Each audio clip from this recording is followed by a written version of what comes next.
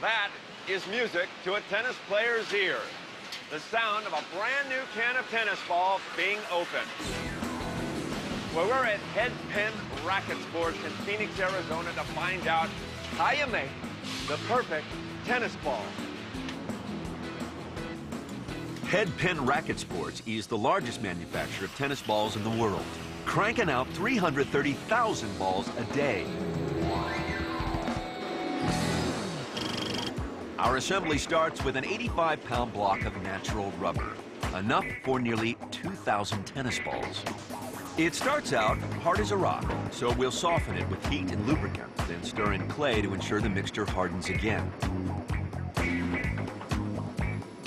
Rubber alone will bounce, but not very high, and it won't last very long. So we add a chemical cocktail to the mix that will give the ball a bigger bounce with a longer life. Penn uses a proprietary blend of 11 chemical ingredients with the rubber. One of those is sulfur, which provides heat that will help the rubber cure or harden just a bit more. The rubber is mixed and flattened, squeezing out all the air bubbles, which would weaken the ball and affect the bounce. Long strips are cut and sent through a press and extruded as pellets. Then they're showered with silicone and hot water so they'll be slick enough to slide off the molds. If we made our balls out of solid rubber, they'd have so much mass that our arms would give out in just a few matches. So we're gonna hollow them out to make them lighter and give them a livelier bounce.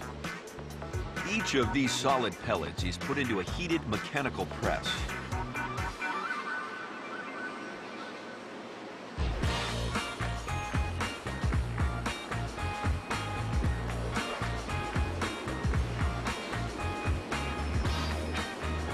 These sheets of half cores head on down the line where a razor-sharp die punches them out.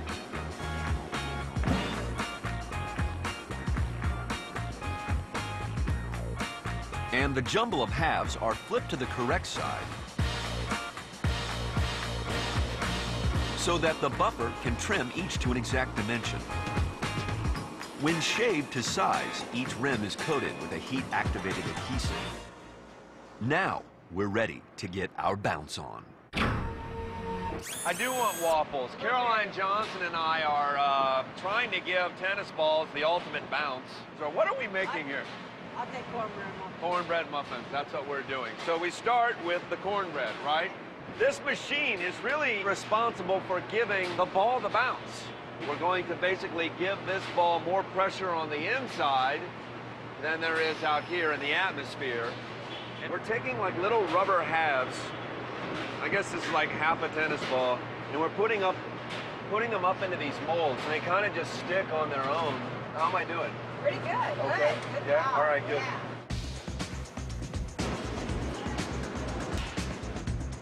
Pressurized air is injected into the press, raising the air pressure to 21 pounds per square inch. That's roughly 2 times the pressure of the Earth's atmosphere.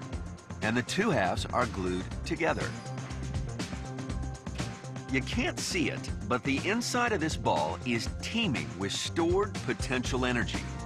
When a moving ball hits the ground, the ball immediately wants to return to its original shape.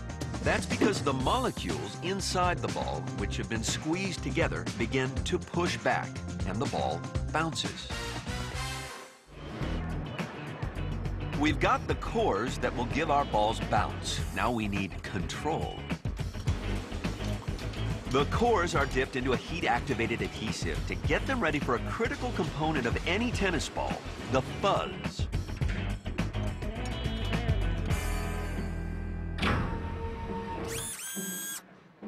And now for the physics of fuzz. Let me rephrase that, the physics of felt.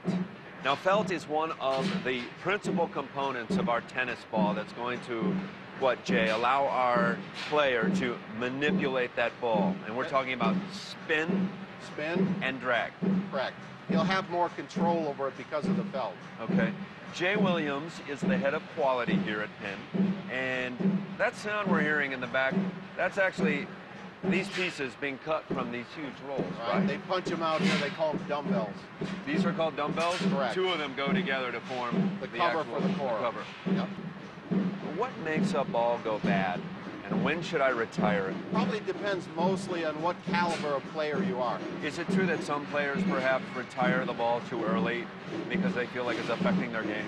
Well, tournaments are set up that way purposely. They want the balls to be as fresh as possible, so they make them change them quickly. Okay. But a normal player, you could easily play as many games as you wanted in a day with the same ball. So really what we're talking about is don't retire your balls too early, right? Correct. Hold on to them because they're still good. Right. They still work for you.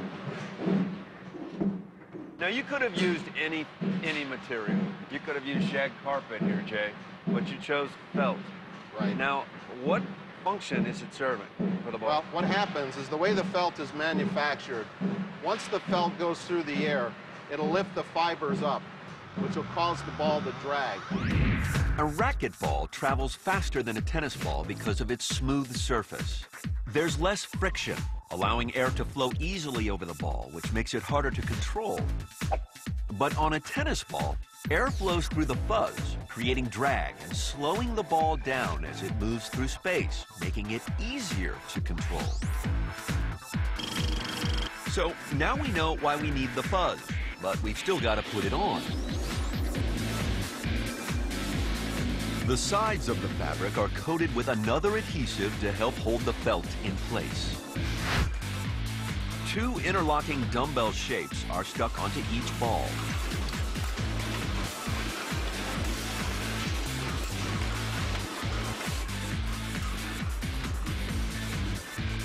Then the balls move up a conveyor. They get a little extra pressure, make sure the felt takes hold. The balls are heat pressed at 325 degrees for 12 minutes, permanently bonding the felt to the rubber core and preparing them for the last step in the assembly.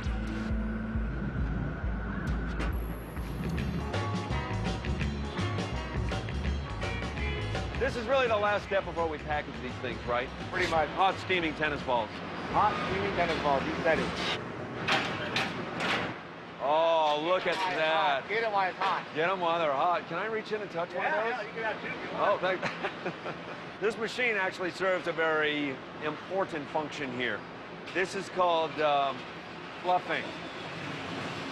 There went the fluffer. Before fluffing, the balls look like this, flat. The felt is mashed down, and there's a seam here. After fluffing, oh, look at that. Nice fluffy tennis ball. We're ready for a game. You want to play? Yeah, I do. You do? You do? The balls are sorted by numbers from 1 to 4, so you can tell yours from those belonging to a player on the next court over. They're fed into chutes and dropped into bins for packaging. Each can gets 3 balls with the same number. Over time, air seeps out of the rubber in tennis balls, reducing pressure when they go flat. That's why tennis balls are packaged in pressurized cans.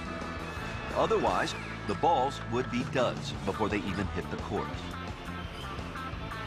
A machine snaps the metal lids onto the cans while inserting just the right amount of pressure. A plastic lid follows, and the balls are shipped out, ready for the perfect serve.